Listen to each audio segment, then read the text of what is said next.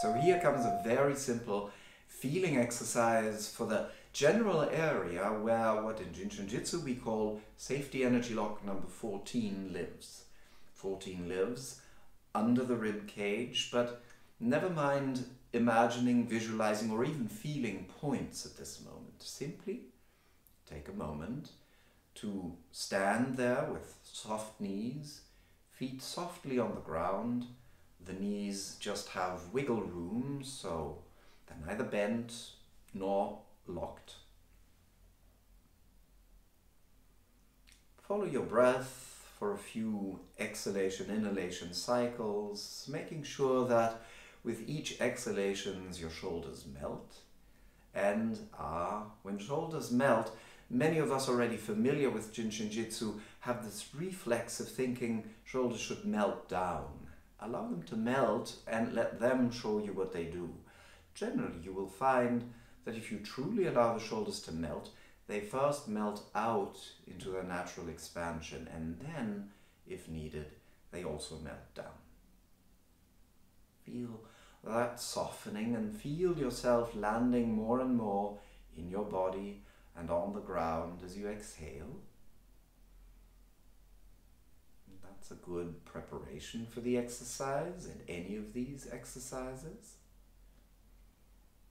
And then feel into the area under your rib cage. Feel a golden, pleasant ball of energy sitting like a ball in socket under your rib cage, filling the rib cage with warmth and light. It's a simple golden ball that just fills that whole cavity of your rib cage. And as you can feel that roundness filling the upper abdominal area and extending into the lower, as you feel that roundness, start feeling it as a well-lubricated ball and socket joint. Well-lubricated is important here. And then feel how your upper body can tilt and rotate in any direction over this golden ball that you have. Allow your body to move. Allow the movement to surprise you. It's important for any of these exercises that you really go about them with feeling, not with visualization, because your mind can imagine all kinds of things, and then you will have your head circling because you think you're moving this. But the body will soon inform you whether it's actually the middle of the body that's moving or not. So you can allow yourself to rotate over this.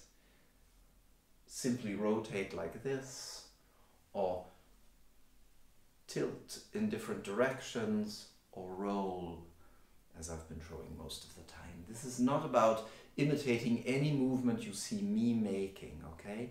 This isn't about repeating any movement you have learned anywhere at all. This is simply about allowing the body to tell you where and how it will move if you allow the middle to be the well-lubricated connection place between what's beneath your pelvic girdle and what's above your chest and shoulder girdle. As you play with this exercise, you will find increasingly that pelvic girdle and shoulder girdle have partly independent lives. It's quite possible for your shoulder girdle, and with it your 13 area, to say, look what's there. Look what's there. Whether your hips, your 15 level, still face front, you can be walking forward with this part of you and still take in what else the world has to offer. And once you feel that in your body, you're already beginning to get a sense of who 14 actually is. That connecting point, that supple connection and articulation between spirit, as we refer to 13, and body, as we refer to 15. Or that grounded and present, moving ahead through life by having landed fully in the body and in the moment, 15, while still allowing the active interest that your being has in the world, spirit, curiosity, enthusiasm to have a life of its own, softly articulated against the life of the 15. And 14 is the area of your body and your being that allows just that.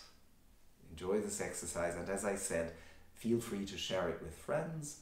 And if it makes you curious to discover more of this kind of work, do check out the online study circle.